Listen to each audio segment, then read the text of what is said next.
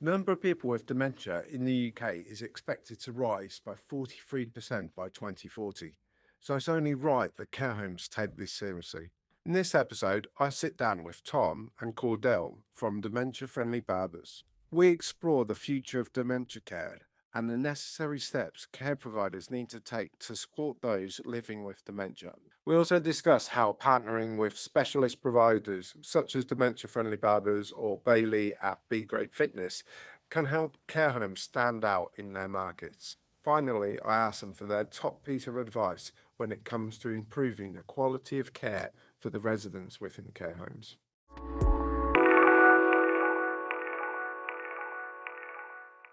Tom, your mission is centered on providing dementia friendly hair care. Yeah. Why is this so important to care homes and to the residents?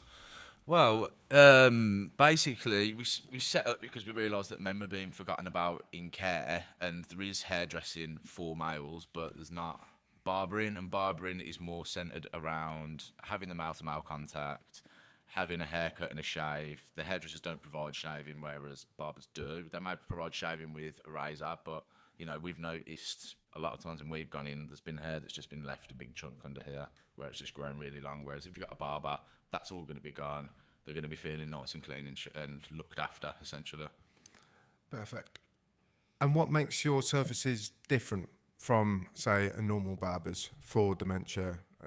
Well, we're all dementia trained, we're all dementia friendly trained. All the staff are DBS checked via us. They've all got their dementia training, which is done by myself, and we've got on our app. We've got like a little dementia course that we put them through before they even begin. So you'll sign up, you'll log into the site, you'll follow like a little mini dementia course that we've put for them, and then they'll be able to sign up and then start taking bookings moving forward after that. And obviously, dementia comes with its own challenges.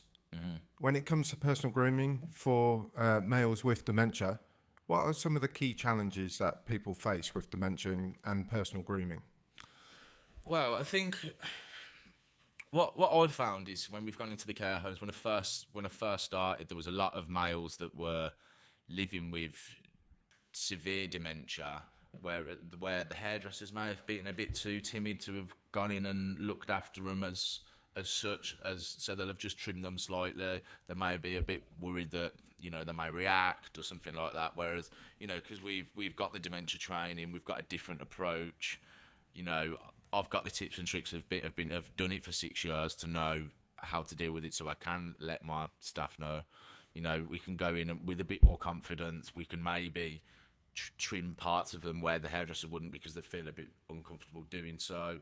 We're just more structured in how to look after them. Yeah, and we'll go on to the business journey in a bit. But when you first started, how did it first start, and kind of what was that first kind of haircut with a person with dementia like? Okay, so we first started 6 years ago.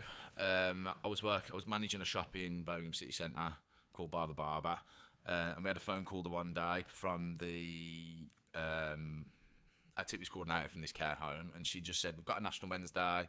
Do you fancy coming down and just doing a couple of haircuts just to look after the male residents?" My nan had dementia 2 years prior to that. Unfortunately passed away, but it felt something close to my heart, so I was just like, right, yeah, sound, I'll come down, I'll look after them. So I came here, brought a chair in, looked after the residents for the day, really enjoyed it, the residents really enjoyed it. And then later on, I found out from when I had like a phone call from the activities coordinator, she'd mentioned that one of the gents that had done the first one, who was waiting outside the salon when I got there, he owned one of the biggest hair warehouses in England called Aston Fincher. He set that up many, many moons ago. And obviously, when he found out there was a barber coming in, he was like, right, I want to get out of bed, I want to come down. And he hadn't left his room in 6 months. And he actually came down to have a haircut and a shave with us. Unfortunately, passed away now. But his son saw what we were doing, saw the impact it made on his dad, and actually gave us like discount on our first set of chairs that we put into the care homes, which I thought was a really nice touch. And you talked about it there, like personal connections, but how do you go about establishing personal connections between the barber and the client in terms of, especially with sufferers of dementia? Yeah. Is it different? Yeah, it is different. I mean, we use like we've got a board that we put up in the salon. That's like a picture board that we put up, and the residents, when they come in, I was at a care home last week in London, and the residents couldn't talk at all. They really struggled. Their dementia was really far gone. However, you sat them down. There was a bloke that was in my chair, first customer of the day. He sat there and he was singing the whole time he was in the chair. And on the board there was pictures of a couple of singers. I was like, do you know who that is? And he was like pointing at it, but didn't say anything. It was Frank Sinatra. There was Elvis in there. There was World Cup winners. There was stuff like that. So we can interact in that way if they can't talk properly. Another one which completely made my day. I did a 3.5 hour drive down to London on Tuesday last week to do a care home. And there was a resident in there, so he couldn't come to the salon, so I went down to the lounge to look after him. And the staff said that he doesn't usually talk that much. And I was like, okay, Sam, no drama. So I was giving him a haircut, giving him a shave, and he just like all of a sudden, it was like there was nothing there. And then all of a sudden something clicked, and he looked up at me, and he had this massive warm smile on his face, and he just said thank you. And that was like, I just thought, take a moment here, like, do you know what I mean? Yeah. And I was like, that made the 7 hours worth of driving, the 4 hours of cutting hair completely worth it. And at times like that, I say this to my staff, like, there'll be times where you think this is really difficult. Like, one of the lads that works for me, Dan, he's just started. I took him to Vida Grange in Leeds last week, and that's a big day. We do 3 care homes in one day, and we get them all done. And it was his first day, so he was a bit like nervous. He actually, got the hang of it towards the second or third, was a little bit less nervous, went into this resident's room. This is like where you're talking about connections. Yeah. He was like shaving this gent, and the gent started like touching his face in a certain way, like he was proud of his appearance, and that upset Dan because Dan's granddad had dementia as well, which it sort of triggered something, and it reminded him of his granddad. And he was like, it was only something small. He said he touched his face like my granddad did when he used to shave him. And he said, like, I had to take a moment. And I just said, that's the key point of why we do what we do. And when things are getting hard, it's a little thing like that, and it just makes it reminds you of why you were doing what you're doing. Do you know what I mean? And that's why I set up. It wasn't to make a boatload of money. It was just to make sure the gents in these care homes are looked after properly, and that's the main reason we do what we do, because they get forgotten about. They're very solitary in the way they are. The males are. It's nice to bring them out of the shell, make a community, bring them together, and just give them something, do you know what I mean? As opposed to just them sitting on their own, putting them in front of a telly all day, leaving them to it. Give them something to look forward to once a month. Yeah, absolutely amazing. I think as a marketer, I just sit here and think like it's so rich, the content and the stories that you can get out of it. Yeah. And it's like care homes need to be talking about this, the special services that they provide their residents to show them that they care about them, that they care about their dignity, want to make them feel good. Yeah. They need to make more of that. Yeah. From a marketing point of view, I can see that. 100%. But is there any other ways that care homes can make the most out of your services and other services that they provide? 100%. There's so many ways they can do things to, like, especially with us, for example, like, mate, we go to some care homes and they're like, we've got one person booked in for the day. And I'm thinking, you've got 20 men in your home. Why is there only one person booked in for the day? Like we come once a month. All they need to do is say, right, this is the date the barbers come in. Let's do a men's club. Say it's the last Friday of every month. Let's do a men's club the last Friday of every month. We'll bring them all into a room. We'll put some music on. We'll give them a whiskey or a non-alcoholic whiskey or something like that. Put a few ball games out for them. Obviously, they all can't play ball games, but some might be able to. Yeah. Or put something on for them. Make a thing. Make it a thing where they're excited to come. Like people have dementia, but they still, we still have residents that the dementia's quite bad, but they'll be outside the salon at 10 to 9 on the last Friday every month because they know that's when we're coming, excited to have that service. Yeah. Make a thing of it. Make a day of it. Give them something back. You know, they're paying a fortune to live in these care homes. Give them something to be excited for once a month. Do you know what I mean? Yeah. That's my view anyway. Is there a way that you can build community from it? 100%. I mean, as I touched back on before, when you bring in the males down and making a day of it, if you're building a community for those males, a contact so they can, you know, make friends with each other or spend time with each other outside of that. You're bringing them together to build a community within the gents. They do it with the women, you know. You can do it with the males. Bring them together, give them, as you say, a sense of community, and then, you know, they can build their own sort of friendships from that rather than just being solitary people like males are in care. We just get, you know, if I was to be put in care, I probably would just sit there all day. Give me a reason to get up and interact with people. Thanks to Tom for sharing his insights from the barber's chair. Now we turn our attentions to Cordelle, the sales director of Dementia Friendly Barbers. Tom talked about the benefits from a kind of care angle and the dignity of residents for care homes and why that's such a benefit for care homes. But for you, Cordell, from the business side of things, what are some of the wider reaching benefits of employing services such as yourselves? I think there's many, Brendan, if I'm honest with you. I think the biggest takeaway from me, especially in the last 12 months, as we've grown as a business organically, has been around the feedback that we've been getting from care homes when they've been in conversations with CQC. CQC have been saying, look, the community that you're building in the care homes, which is focused around the Dementia Friendly Barbers, but that's not exclusive to us. That can be with any activity that's male focused. The feedback's been fantastic from CQC. It was a big reason why Tanglewood entered into an agreement with us. It's because they had some initial conversations with CQC in the commission in one of their homes, and they'd said they'd had some really good feedback. And it's what we're finding across the country, whether it's in the north, the south. We're starting to get some real good feedback in regards to that. So I think that's a really important element that care home providers can take away and really know that we can add a value, not just from the care aspect, but more importantly, as business, to get them outstanding inspections. I think will play a vital role in helping that. Let's take a step back before we go on to your growth plans and kind of how you're building the business. In terms of the journey, it must have been a unique journey, but we're here at the very home that this journey for Dementia Friendly Barbers started. Can you just give us a kind of run through of the business and how that kind of started and to where you are now? Absolutely. I think all credit is due to Mercy Grange, where we are today, Care UK home, and Tom, of course. They formed a relationship nearly 6 years ago now. It was a call out of the blue.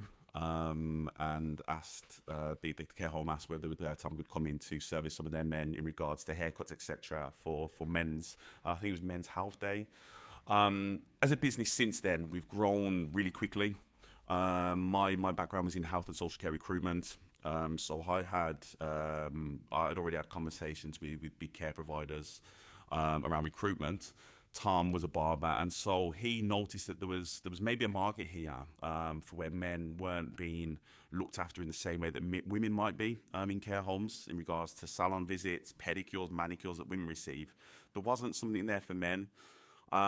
Since then, we've grown exponentially, especially in the last 18 months. I think as we've moved a lot more online, our marketing has played a vital role in that. Really showcasing our service and the benefits that it brings to the homes. We've started to form some really great strategic partnerships geographically, because I think quite simply our mission is a simple one. It's to reach as many men in care as possible with this service. And so I think it's happened really organically. I think, and ironically, our biggest challenge now is actually recruitment of barbers. So it's quite ironic, actually, that I started recruitment and now we are struggling to recruit for barbers. But no, it's been a great journey. Every day is different. The care homes that we work with are fantastic. They all align with our vision, and that's really important for us, that the care homes that we work with align with our visions in terms of providing the best care for not just the men, but for all residents in their care homes. Amazing. In terms of, there's so many things to unpick there, but I think the first place is personal connections. I know from my work now, kind of working in the care industry, personal connections are everything within care. It's from the care staff, their personal connections with, say, grandparents who have needed care in the past. That's why they now work in care. through to businesses like yours, like ours at Care Lodge. We need those partnerships and those personal connections to get into care homes and show our worth, essentially. What are some of the personal connections you're building, and that seems to be fueling your growth somewhat? I think for us, what we look for is organisations. We're speaking with the CEOs or the COOs, and I think from a fundamental basis is that we're saying, look, this is what we do, this is who we are, this is our mission.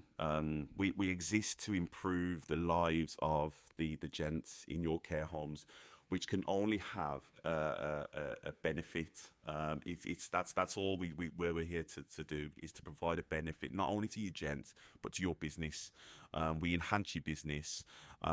We provide another avenue really to market as well. Obviously, Care Launch are well aware of the importance of marketing online. We have that element. Salon hairdressers that come into care homes tend not to market their service online. They usually just look after one or two care homes. We don't. We have it's a company, so we focus heavily on marketing, etc. We've noticed that it plays a really important role.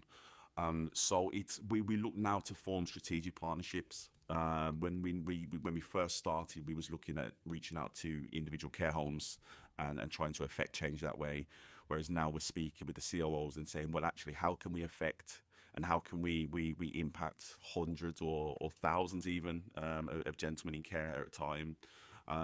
It's a mission I'm passionate about, and so I think the only way we can achieve that is through collaboration, like ourselves in Care Launch, and what you guys are doing with care homes. It's a very similar approach to what we're doing here at Dementia Friendly Barbers. Yeah, absolutely. And those connections, we obviously met through Yes. another one of our connections, Bailey Griffin Clark of Be Great Fitness.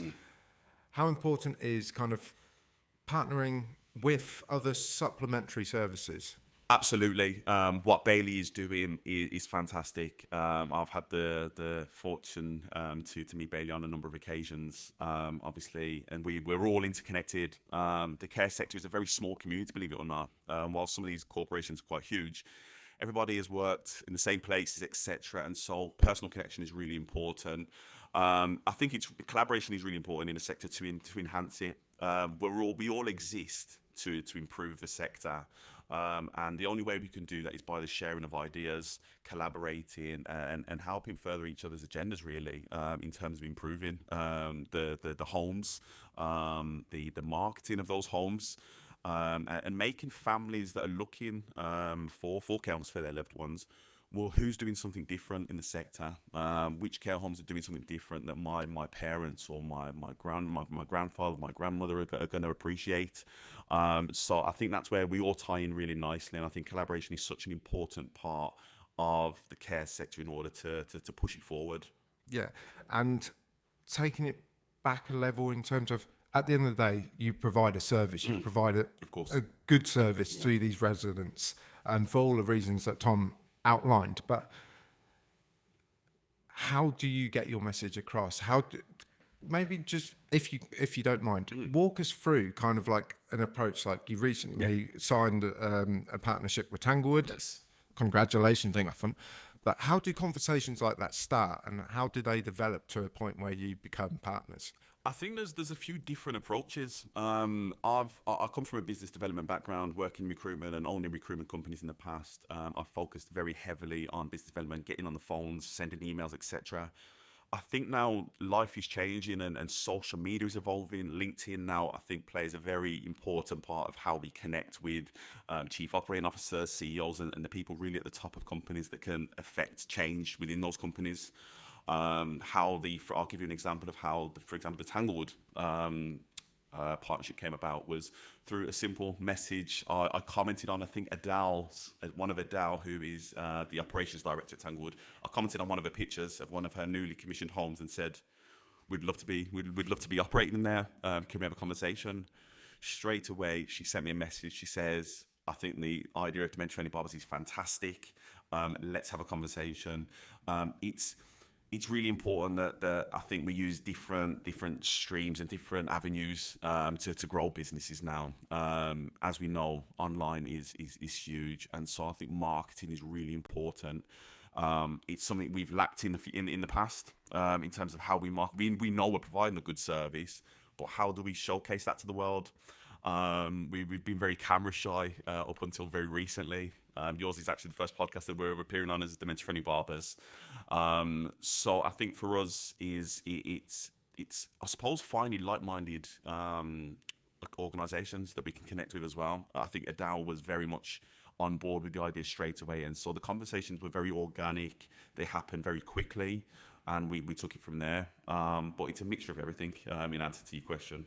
And the obstacles, obviously, we've spoken. There's going to be lots of obstacles when working within the care industry. We come against obstacles, obviously, trying to show the value of our work. Have you faced similar sort of obstacles? I think, I think there's the care sector is can be very stubborn at times. It's very hard to affect change, especially coming from the outside. I've worked in the sector, but I think as a new service that nobody had heard of, we're the first of its kind in England, operating care homes. So for us, and very similar to you guys actually, in terms of what you guys are doing, it's something completely new. It's very hard to convince people that what you're trying to do is for the betterment of their organisations.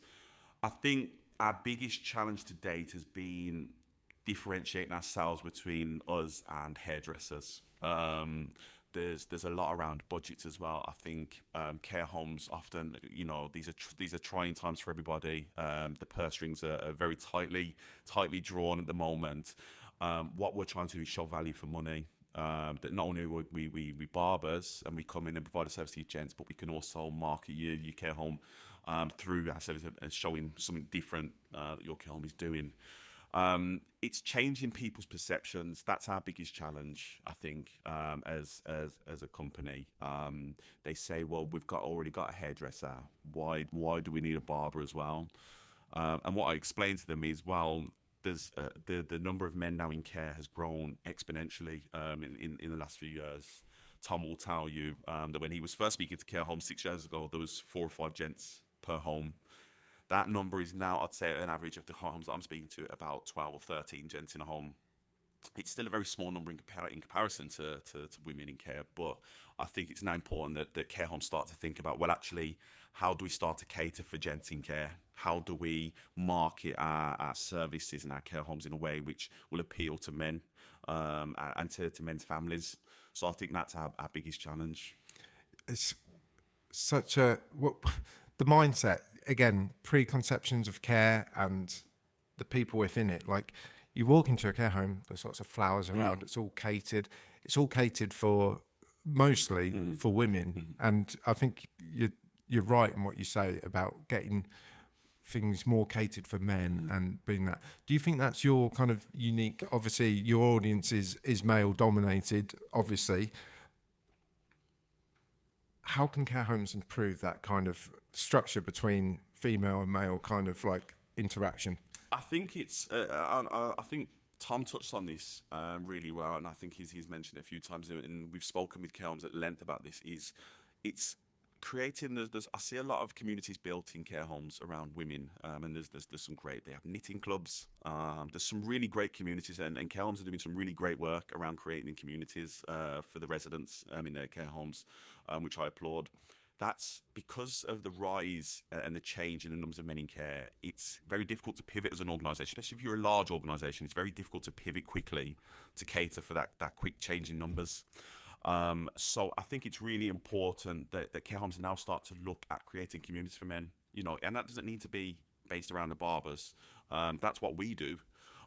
But simply having a gentleman's club, a supper club. I know care homes and care groups that put on supper clubs for their gents, and it's a gents only night, and they have a reading of books or they watch sports together. It's things like that the care homes can be doing differently now to really attract male residents.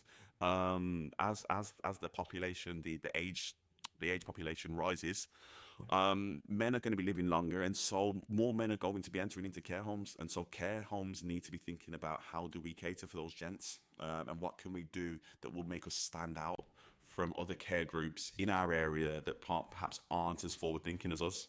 Amazing. So that is the opportunity in front of you. It's a sizable opportunity for sure. Growth plans. how are you going to capitalise and maximise your reach and impact? It's a good question, Brendan. How do we maximise our reach and impact? I think the most important thing is online. I know I touched on it a lot in these conversations, but I think it's such a fundamental part of how you sell yourself now is online. I think it's making our online presence bigger. I think there was a figure of 18,000 care homes in the UK. We want to be in every one of them. Is the end goal for us? Not the end goal. It's a milestone for us as we want to take this abroad. There's scope to do a lot with this, but I think for us is just ensuring that we can look after the care homes that we've got. And ensure that they're being looked after and the gents they're being looked after, and letting the company grow organically, which it has done over the 6 months, the 6 years that it's been running.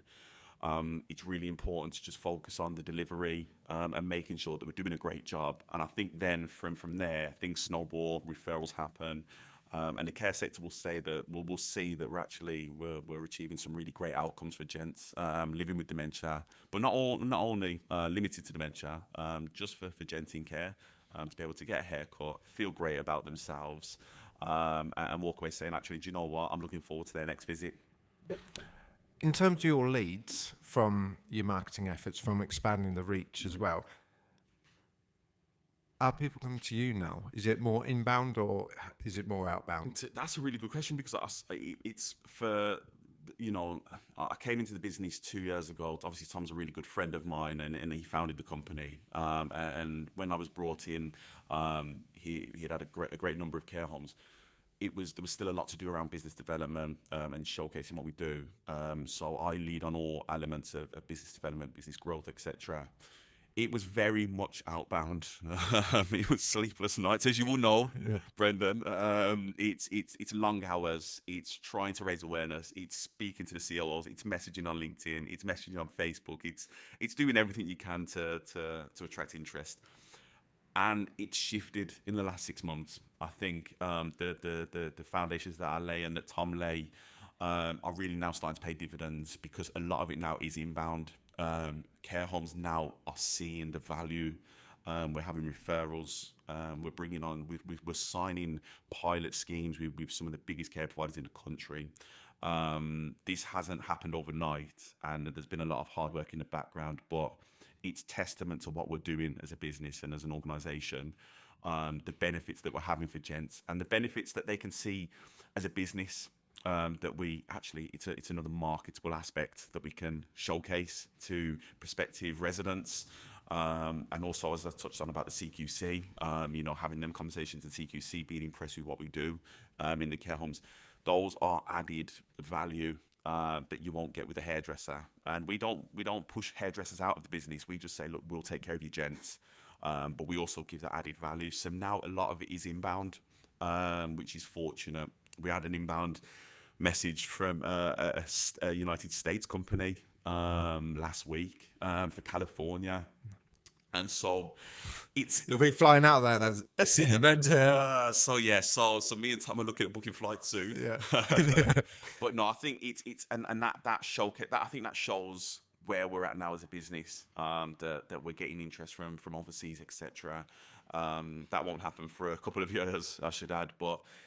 It takes a lot to get to that point, but we do make businesses stand out. We make care companies stand out from their competitors in their local authorities and in the geographical areas that they're operating in.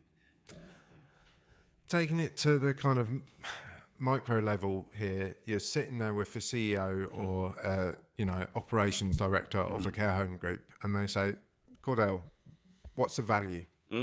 What's your elevator pitch? Yeah. I think for me, straight away, I say, what do you currently do for your gents in care? How are you catering for your gents in care? I let them answer that question more often than not, and this is not to the detriment of the care homes. They, like I said to you previously, Brendan, is that it's been a very female-centric based client base for a long time now. Care homes have to shift their thinking, and a lot of the time, those things they don't have many activities in place for gents. They don't have services in place for gents that they might have for women. So I let them answer that question, and usually they're like, well, actually, not a great deal. So I say, well, it's quite simple. We can come in. We can give you gents hot towel shaves. We can give them the haircuts. We can put on the Old Spice. We can play the music from the 50s and the 60s. We can build connection, which we spoke about with our barbers. And then we say, well, actually, we could also give you something, an added bonus. Your hairdressers will come in and cut your ladies' hairs, and then they'll go home to their families. We will market you online. We will post about the partnerships that we are signing. We will showcase your homes on our videos that we're filming. We will take pictures of of your beautiful homes, and we'll say, look, these are the homes that we're working in. It raises your profile. We appear in local newspapers, etc. We appear on great podcasts like yourselves to highlight the work that the caregivers are doing. So they're actually seeing, well, actually, they're not just barbers. They're actually enhancing our business in so many different ways and from so many different angles. They're raising our profile. They're putting us in the good books for CQC in terms of getting that outstanding rating that everybody's pushing for.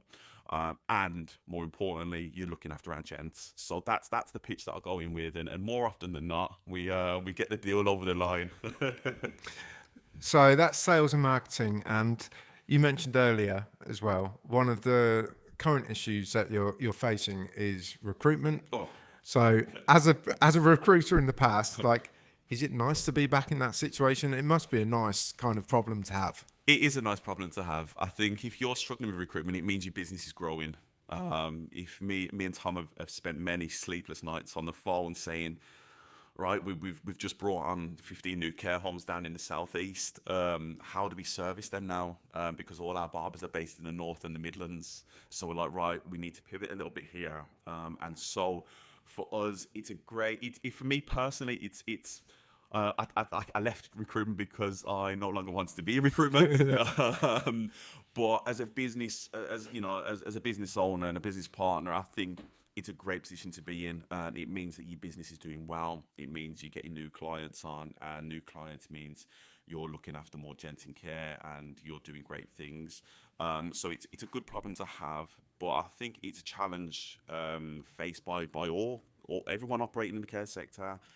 There's a massive shortage of good quality staff, and that goes for the hair care sector too, and barbering and hairdressing. It's really important that we find the right staff to go into these care homes. They obviously we provide them with their dementia awareness training and DBS check them, etc. I come from a recruitment background, so we make sure compliance is really important for us. But it's a huge challenge, and I understand the challenges faced by care homes in regards to recruitment. And also, I should point out that as an organisation, I'm always happy to have conversations with care groups about how we can help them with their recruitment. I still have my feet dipped in that sector. I've got extensive contacts, and so if someone says to me, could you put me in the right direction? I'm always happy to have conversations with care group owners around how we can help them, with their recruitment in that aspect, and give them advice, not so much from a business angle, but just give them advice on how you can attract talent and retain talent, which is obviously an important factor. One of the topic areas that came up a lot in previous episodes of the Care Conversations podcast, Bailey, obviously Bailey's age, he's like 20, 21, which is crazy. Great things, by the way, for his age. Absolutely. Spoken to a couple of care home owners as well, Manjaz Lida of Lida Care and Nigel Denny of Ashbury Healthcare. Yeah. They've all mentioned the challenge of getting young people into care. Your service, obviously, barbers, people within barbering, young people it seems like an attractive, enticing proposition to get people into care. Yep. How do you go about that? I think from us as a Dementia Friendly Barber service, attracting young people to come and work for us, there's always the unknown, isn't there, between it, because it's two different generations. Old people are always wary of young, the new generation. It's a common thing, isn't it? And so for us, we build great relationships. Our newest recruit, a gentleman called Dan, he's 22, I believe, or 21 or 22. 21. Tom's just pointed out to Nate. He's come on board. He's really excited. He's got that enthusiasm, and it allows him to ask questions about about their lives. And it's I suppose that's a real attraction for young people wanting to work in care. There's a lot you see on social media around cool videos that Bailey's doing. Some of the conversations that he's having with gents and ladies in care when he's doing his fitness activities is great. It's a laugh, and that's a real important way to attract young people into the sector. It's a massive challenge. Young people need to see the benefits, and I think one of those benefits is the stories. The interactions that you have with these people on a daily basis. Elderly are great. They usually have no filter, which is amazing for stories. And I think they love giving advice to young people, etc. And I'm sure Dan will be getting plenty of advice when he's speaking to our residents on his Dementia Friendly Barber journey. So yes, I think it's really important that we get the two generations together, and if they can join the workforce as carers or as barbers, it's nothing but a great addition to the sector. Perfect.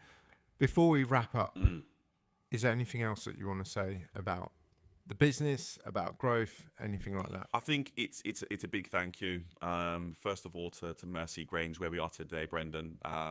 They've been a big ambassador for us. They were the first call that Tom received from a care home, and so they're the reason probably why we exist today. And then more importantly, the partnerships that we've formed since then. Feeder Grange have been a huge ambassador for Dementia Friendly Barbers. Berkeley have been superb.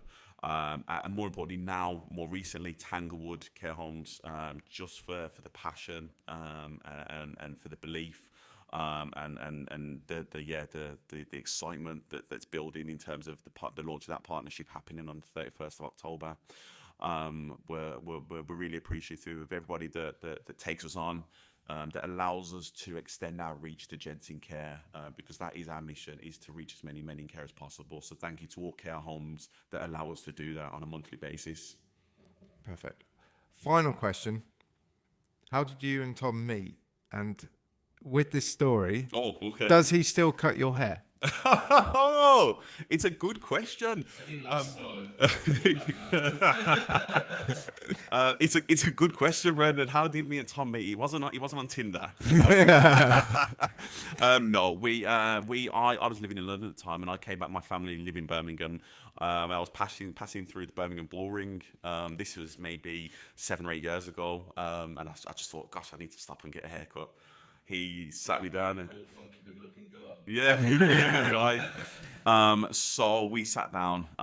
We had I got my haircut, etc. We bonded, and every time I came back from London, which was twice a month, Tom would cut my hair every time, and we kept that going. In answering your second part of that question, does he still cut my hair? No, he cuts my hair from time to time. If I'm honest with you, I had it long until a couple of months ago, so nobody was cutting my hair, mate. But no, he still does. Yeah, but that shows the power of personal connections. Look, it's been a pleasure to speak to both of you, Cordelle, and to Tom. Thank you very much. Absolutely. Thank you so much, Brendan, for having us on. We really look forward to working with you guys more closely in the future, and we appreciate you having us on.